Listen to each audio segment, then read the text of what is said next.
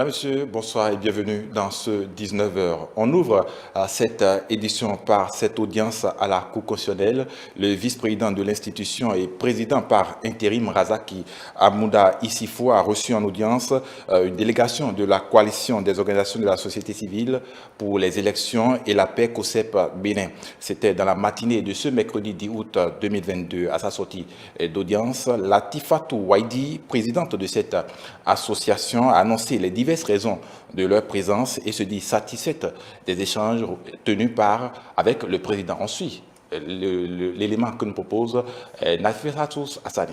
Le président a accepté de nous accueillir. Nous avons fait nos doléances par rapport au fonctionnement des institutions chargées des élections du processus électoral. Nous avons proposé aussi notre disponibilité pour des étroites collaborations avec la Cour afin de sensibiliser la population sur la non-violence en période électorale. Nous avons présenté des documents pour plaider le cas des personnes handicapées à la participation à la vie politique au Bénin. Nous sommes satisfaits. Le président nous a promis de nous impliquer à toutes les audiences afin de travailler ensemble pour la paix, surtout pour l'inclusion des personnes handicapées. Lors de sa dernière sortie dans le Septentrion, le porte-parole du gouvernement, Wilfrid Léon-Bédié, a fait une annonce forte. Le porte-parole du gouvernement a annoncé la réouverture du complexe textuel du Bénin, COTEB, une situation qui réjouit énormément les populations de Parakou. Une équipe de notre rédaction s'est approchée de quelques-unes pour recueillir leurs avis. On suit l'élément que nous propose Mathilde Sabi et Boris Arissou. Cette entreprise, lorsqu'elle existait COTEB, la population de Parakou jouissait de cette entreprise, non seulement par la qualité du produit qu'ils produisent, mais également par l'occupation des jeunes pour l'emploi. Donc nous nous sommes dit que la jeunesse a encore l'espoir, nous aurons des emplois d'ici peu. D'abord ça là, ça nous a beaucoup réjoui. Oui, ça c'est une bonne idée parce que ça permettra au moins de ne pas aller exporter les produits d'ailleurs. Ça nous permettra facilement d'avoir de tissus ici. Et bon, un truc, on ne sera pas dépendant des autres pays. Vraiment, si COTEB a été ouvert, nous sommes très contents. Parce que pourquoi quand on dit au COTEB là, ça nous arrange ici à Parakou, disons ici au Bénin complet. Parce que si on veut regarder, les COTEB étaient fermés, aucun arrangement, ça ne nous arrange pas. Mais si les COTEB travaillent matin, midi et soir, il y a beaucoup de choses qu'on va aller au Nigeria, Côte d'Ivoire, aller acheter. S'il y a déjà les COTEB, on est obligé d'utiliser ce qu'on a dans notre pays ici. Ce que nous espérons, c'est d'abord lui souhaiter une longue vie. Et que ça ne soit pas d'une courte durée. Parce qu'une chose qui commence, il faut que ça aille jusqu'à terme. Nos petits-fils, nos arrière-petits-fils vont bénéficier de cela. Et ce que j'attends de cette maison, que la gestion soit saine et qu'elle soit rigoureuse pour pouvoir maintenir la suivi de cette maison. Et de plus encore, ce que nous voulons, il faut que la production des produits sortant de cette industrie soit une production de qualité. Juste qu'on nous produise de bons tissus et aussi les coûts pour faciliter à la population de s'attribuer cela. Bon, c'est ce qu'on veut pour que beaucoup de jeunes vont trouver le boulot là, parce qu'aujourd'hui, il y a certains qui ont déjà fini à l'université, qui n'ont pas de travail à faire. Il y en a certains aussi qui sont au moins assis aujourd'hui, aucun travail. Mais si déjà COTEB travaille et on prend tout cela, au moins on va voir que vraiment c'est aussi, beaucoup de choses vont rentrer dans le pays. Voilà les populations qui se réjouissent de la réouverture prochaine du complexe textile du Bénin, COTEB Bénin. Et puis, vous le savez, le mois d'août est l'un des 12 mois de l'année au cours duquel règne une fraîcheur considérable dans les régions du Bénin. Face à cette réalité, quels doivent être les comportements adoptés par les uns et les autres pour y faire face de manière efficace? On suit cet élément réalisé par Moucharaf Soumanou et Bonaventure Aloyon pour de plus amples informations. Le mois d'août est vraisemblablement l'une des périodes de l'année à forte température glaciale. Malgré l'inexistence du brouillard, fraîcheur et vent froid sont entre autres les aspects que vivent et subissent les citoyens de toutes les régions du Bénin. Pour y faire face, bon nombre d'entre eux font recours à plusieurs pratiques au nombre desquelles le port du pull vert et l'utilisation des pommades traditionnelles et cosmétiques. Le médecin généraliste parle des actions et comportements à avoir pour se protéger efficacement contre la fraîcheur. Pour se protéger, il faut d'abord augmenter nos réserves énergétiques, c'est-à-dire bien manger, manger équilibré, manger sain. Voilà. À part ça, il faut bien se vêtir, c'est-à-dire quoi? Porter des vêtements lourds comme le pull-over, porter des bonnets chez les petits-enfants, porter aussi des chaussettes avant de sortir de la maison. Voilà. Et si possible, même remettre le masque qu'on a de ce pas laissé tomber. Depuis que le gouvernement a allégé les mesures barrières, il ne faut surtout pas prendre des aliments froids, ne pas boire des boissons fraîches. En ce qui concerne les personnes atteintes des maladies héréditaires telles que l'asthme et la drépanocytose, d'autres comportements supplémentaires sont à observer par ces derniers, selon le médecin généraliste. Chez eux, d'abord, il faut un bon suivi. Il faut qu'ils aillent régulièrement chez leur médecin traitant, c'est-à-dire le pédiatre ou l'hématologue. Ça, c'est un. De deux, il faut qu'ils s'hyperhydratent, comme cela se doit en fonction de leur poids. Donc, en fonction de ce que leur médecin traitant leur aurait indiqué. À part ça, ils doivent tout faire pour se protéger du froid surtout à l'extérieur des concessions, c'est-à-dire du froid, et aussi de la poussière. Voilà. Donc, comme tout sujet, se vêtir, voilà, se vêtir avec des vêtements lourds, comme les pullovers, porter des jeans pour se protéger, voilà, porter des gants, voilà, des chaussettes, des bonnets. Voilà. Le mois d'août étant également celui au cours duquel les apprenants effectuent les cours de vacances, cet instituteur et directeur d'école évoque ses recommandations à l'endroit des apprenants qui continuent d'aller à la quête du savoir en cette période. En période de fraîcheur, il y a des enfants qui sont sensibles à l'asthme. Lorsqu'il y a la fraîcheur très élevée, il y a l'asthme qui se déclenche chez certains enfants, il y a la sinusite qui se déclenche. Et donc, pour éviter ces malaises-là, il faudrait que les enfants prennent de l'eau chaude, se lavent avec de l'eau chaude, également peuvent boire également de l'eau chaude avant de prendre la route pour venir et porter des habits qui protègent la poitrine surtout. Faut-il le préciser, le froid a des effets directs sur l'organisme, précisément au niveau des systèmes nerveux. Il peut, à un certain degré, entraîner en cas de gelure de la peau, la contraction des vaisseaux sanguins et le non-fonctionnement des cellules. Il est donc impératif pour toute personne désireuse de préserver sa santé de se conformer au mieux aux réalités du climat en optant, entre autres, pour le port du pull-over et la consommation des aliments chauds.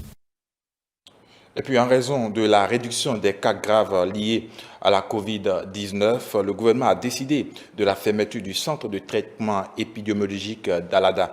Selon le porte-parole du gouvernement, cet acte n'en est rien synonyme de fin du coronavirus. Au Bénin, la veille doit être maintenue, a-t-il martelé. On va suivre Wilfried Léon Roumbédi au micro de nos reporters. Nous espérons bien que nous n'aurons pas de raison, je mets ça sur le compte de l'espoir, de rouvrir Alada.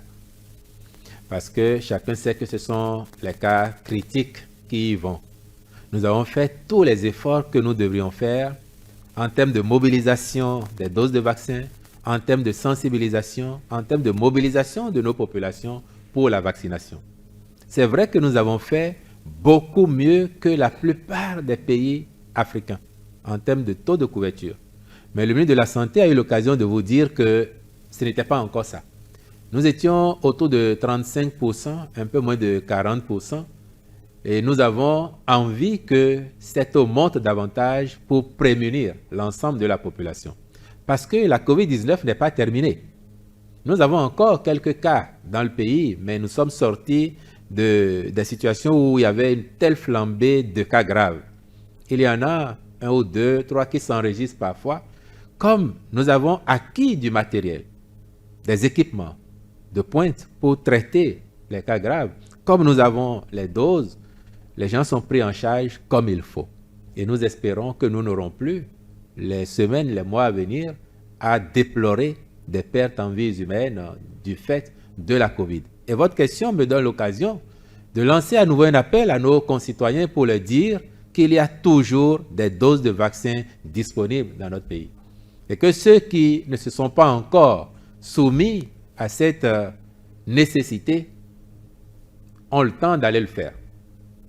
Sensibilisons nos proches, nos parents, nos amis, l'ensemble de la population pour qu'ils aillent se faire vacciner. Plus nous serons vaccinés, mieux ça vaut pour l'immunité collective, mieux ça vaut pour la quiétude de l'ensemble et mieux nos centres de prise en charge seraient soulagés.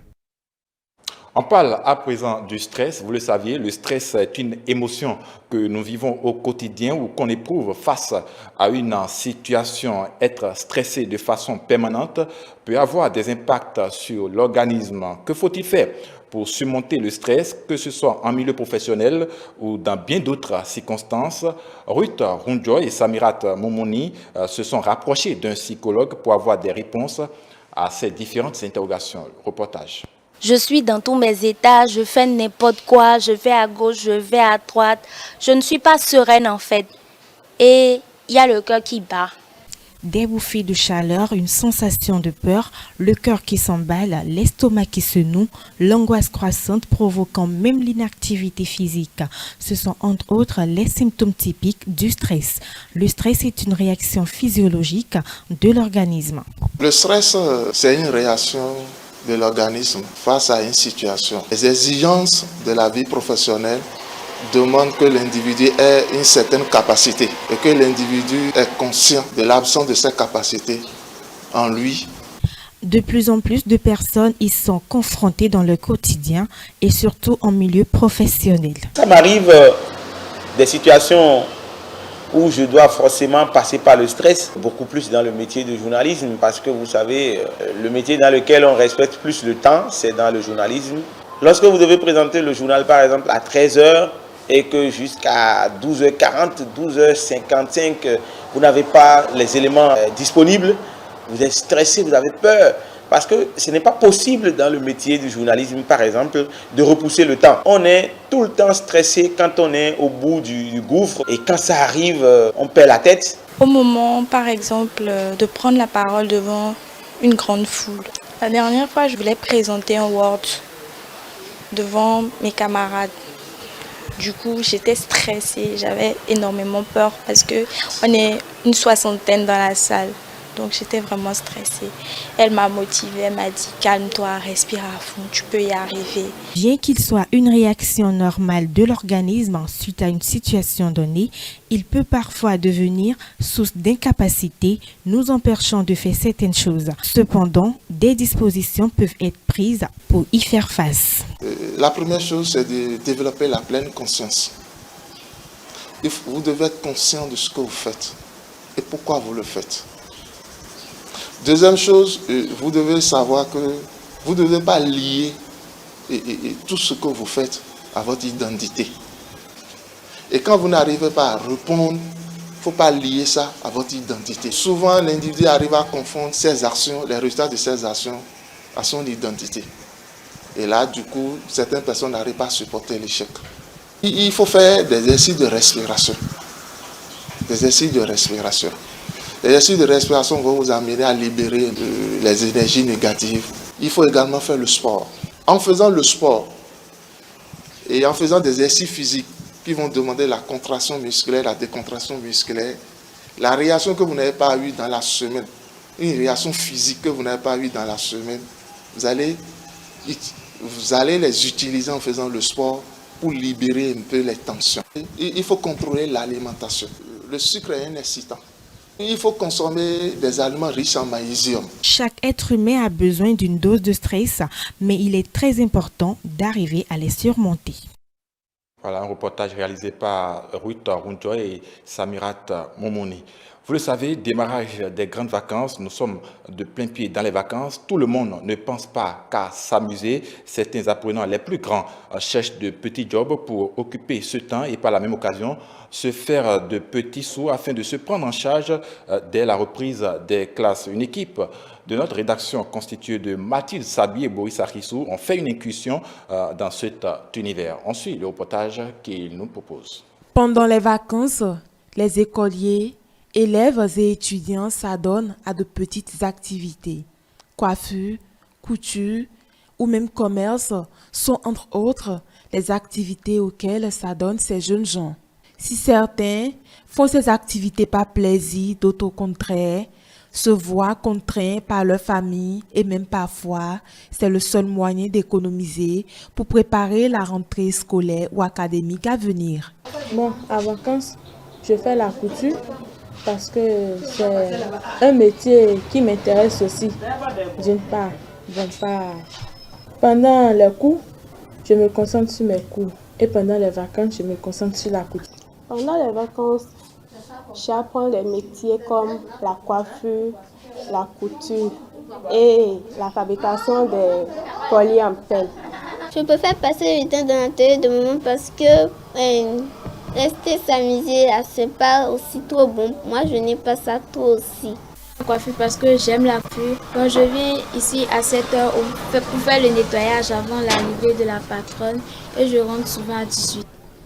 Je fais ce job-là pendant les vacances parce que quand l'école va commencer, je n'ai pas besoin d'aller chez mes parents avant de s'occuper de moi-même. Je vais dire, par jour au moins, je gagne 3 000 comme ça. Et je pense que ça peut m'aider à faire des économies pour l'année prochaine. Les parents responsables des enfants sont quelquefois les initiateurs des différentes activités auxquelles s'adonnent les jeunes en période de vacances. Pour ces parents, c'est le meilleur moyen de préparer leur progéniture à la vie future. Nous avons jugé que c'est une bonne chose. En allant à l'école, il faut aussi apprendre quelque chose à côté. Oui, il ne faut pas te limiter seulement aux études. Peut-être que à la fin, peut-être après les diplômes, si le travail ne vient pas rapidement, tu peux d'abord commencer par exercer ce que tu as appris en attendant que tu n'aies quelque chose à faire. Avec nous sommes à une période où c'est l'entrepreneuriat qui gagne le monde entier. C'est celui qui entreprend quelque chose qui est chef. Donc même quand ils vont finir les études, on ne le souhaite pas, oui, qu'ils trouvent à travailler dans l'administration. Mais en cas où ça va déjà prendre du temps, où ils ne vont même pas trouver, ça veut dire qu'ils ne vont pas aller recommencer à zéro parce qu'ils auront déjà quelque chose à faire. Période de vacances, période de repos, période où l'on prend une pause après un moment de dur labeur, les spécialistes semblent avoir des avis assez divergents sur le sujet. Quand on dit vacances, le mot vacances a son sens, c'est repos. Donc les parents prennent les vacances comme un moment où il faut avoir l'enfant et l'utiliser. Non, vacances, c'est se reposer. Quand on dit je suis en vacances, normalement, quand on a les moyens, on a les vacances, on va en vacances, en villégiature, on change de milieu pour pouvoir changer d'air, s'oxygéner ailleurs. C'est ça qu'on appelle vacances. Les vacances, on peut les utiliser, les passer de diverses manières. Pour les parents qui permettent tout, c'est les apprenants même qui choisissent de faire ce qu'ils veulent, sans être orientés par les parents. Or, les parents même doivent orienter leurs enfants dans ce qu'ils doivent faire pendant les vacances. Quand c'est fait comme ça, c'est vraiment réfléchi, c'est productif et il y a moins de casse. Le meilleur artisan, c'est celui qui instruit, dit-on. Fréquenter et mener une activité secondaire, c'est la meilleure option selon les parents rencontrés. Une personne instruite acquiert bien et rapidement les notions à elle transmises. Les spécialistes font quelques recommandations à l'endroit des parents. Premier conseil, on doit vraiment bien réfléchir. Prendre, n'est-ce pas, du recul pour savoir dans quelle direction aller. Qu'est-ce que je vais faire pendant ces vacances-ci? Encore que le système d'apprentissage ne discontinue jamais. Oui, j'irai par exemple chez un menuisier, un maçon, un couturier, etc., juste pour acquérir les rudiments de ces métiers-là. C'est cela. Mais on doit toujours avoir en tête qu'on ne doit pas laisser, n'est-ce pas, les études. Pour conseiller les parents, moi je leur dirais de ne pas les laisser seulement, laisser les enfants s'amuser seulement ou regarder que la télé. Il faut déjà les amener à comprendre que la vie d'un homme, c'est des occupations et chaque moment a un temps pour le faire. Donc peut-être qu'ils peuvent définir un organigramme avec les enfants. Le matin de telle heure à telle heure, vous faites telle chose. Le soir à telle heure, vous pouvez regarder la télé. Et telle période est peut-être pour s'évader pour les vacances. Période de vacances, période de repos, période d'exercice d'activité secondaire, la question demeure puisque les avis divergent toujours. Voilà, ainsi va l'actualité ce 19h sur ETélé. Merci de l'avoir suivi. Ne bougez surtout pas. Le grand soir se poursuit par ici. Mesdames, Messieurs, d'ici là, portez-vous bien.